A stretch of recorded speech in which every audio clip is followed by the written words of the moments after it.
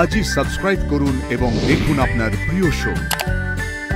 ছোটবেলায় বা বড়বেলায় এরকম কোনো মানুষ নেই যে চিড়িয়াখানায় যায়। ফার্স্ট ওয়েলকাম আমাকে করলো, আমি তো ঢুকছি অফিসে, চাট করে একটা এত লম্বা একটা সাপ চলে। হ্যাঁ, নমস্কার, শুভ সন্ধ্যা। পরিপাটি রান্নাঘর মেয়েদের গুণ ও তাদের হাতের কাজের পরিচয় দিত, কিন্তু আজ শুধু ঘরে নয়, ঘরের বাইরেও দিদিরা সমান দক্ষতার সাথে কাজ করে চলেছে। আলিপুর চিড়িয়াখানা কারোর অফিস, কেউ বদলাচ্ছে মানুষের ভাগ্যের চাকা। কোনো দিদি আবার ইঞ্জিনিয়ার, সায়েন্টিস্ট হয়ে কারো জীবন অ্যাডভেঞ্চারে থাকা। ছোটবেলায় বা বড়বেলায় এরকম কোনো মানুষ নেই যে চিড়িয়াখানায় যায়নি।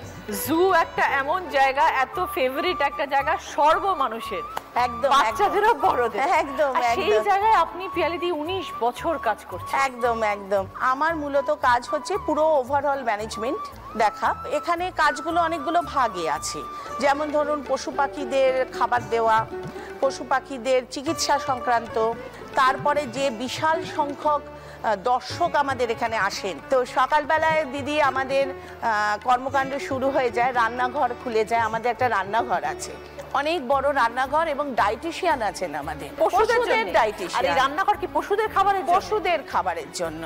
সেখানে সকাল থেকে সমস্ত ফল মূল, শাক সবজি, চাল ধান সবকিছু ওখানে ডায়েট চার্ট অনুযায়ী শুরু হয়ে যায়। বিভিন্ন পশুর বিভিন্ন রকম খাবার, কেউ ধরুন ডিম খায়, কেউ পাউরুটি খাচ্ছে, কেউ কলা খাচ্ছে, কেউ দুধ খাচ্ছে, গরমকালে কেউ লস্যি খাচ্ছে। কে লস্যি খায়?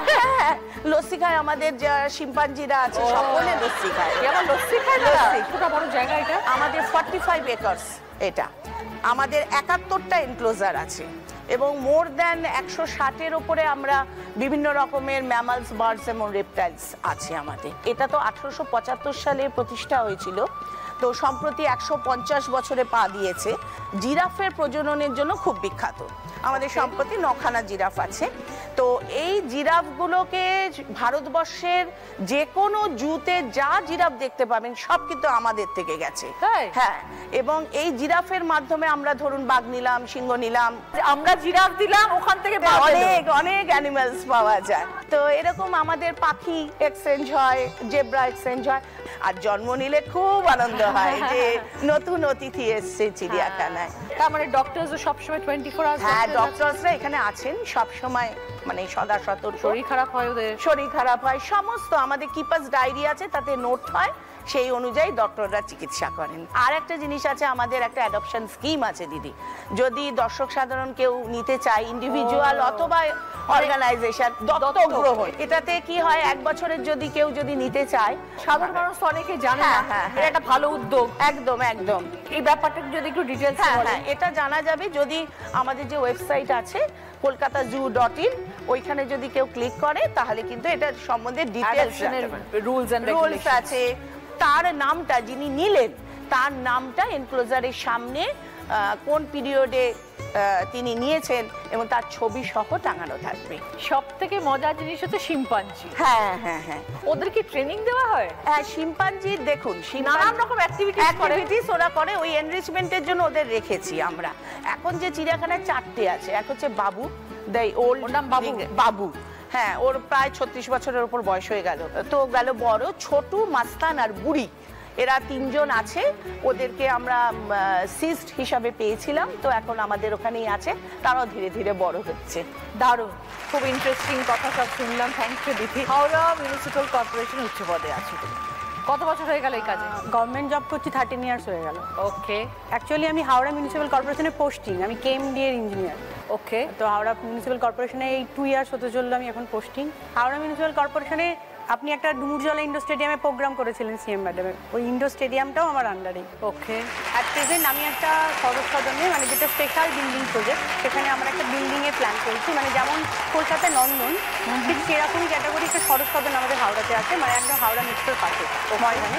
ওখানে আমরা একটা পুরো নন্দনের ক্যাটাগরি, মানে সিনেমাগুলো যেগুলো মুভিগুলো হয় বাংলা চলচ্চিত্রে, সেগুলো যাতে ওখানেই করা যায় সেরকমই একটা অডিটোরিয়াম প্লাস একটা মুভি হল, সেটা নিয়ে একটা বিল্ডিংয়ের প্রজেক্ট চলছে, মানে অলরেডি প্ল্যানিং চলছে ওটাতে। Very good. তার মানে হাওড়ার ডেভেলপমেন্টের পেছনে লিপিকা মুখার্জির অনেকটা প্ল্যানিং অ্যান্ড হাত আছে। ভেরি গুড, খুব ভালো, ভালো লাগলো পরিচয় হয় লিপি। Thank you so much. Thank you. Debashree, zoological survey of India, scientist, অনেক বছরের অভিজ্ঞতা। 28 বছর কিভাবে কেটে গেছে আমি মানে বিশ্বাসই করতে পারছি না। আমার জন্ম শিলং, মেঘালয়াতে। আমার মাস্টার্সের পরেই আমি জুলজিক্যাল সার্ভে অফ ইন্ডিয়াতে চাকরি পাই। তো যেরকম হয়, আই ওয়াজ সুপার এক্সাইটেড। মা বললো অরুণাচল যেতে পারবি না, কারণ আমার যেতেই হবে। আমি চলে গেলাম, ওখানে গেছি, গিয়ে আমি অফিসে রিপোর্টিংয়ের জন্য গেছি।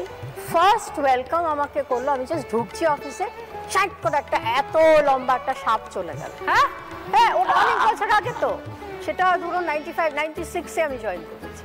পুরো জঙ্গল, যাই হোক গেলাম ওখানে, একটা তো সাপ গেল। কোথায় এসছি, ভেতরে গেলাম। আমার স্যার খুব ভালো, okay welcome to ZSI, zoological survey of India. উনি আমাকে বললেন একটা পরীক্ষা প্রথম তোমার আমরা নেব। ঠিক আছে, গেলাম।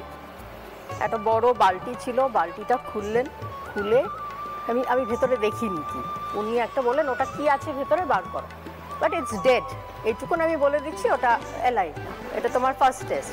বার করলাম, বড় একটা অজগর সাপ। তো এই চ্যালেঞ্জ থেকে আমার প্রফেশনাল লাইফ আমি শুরু করি।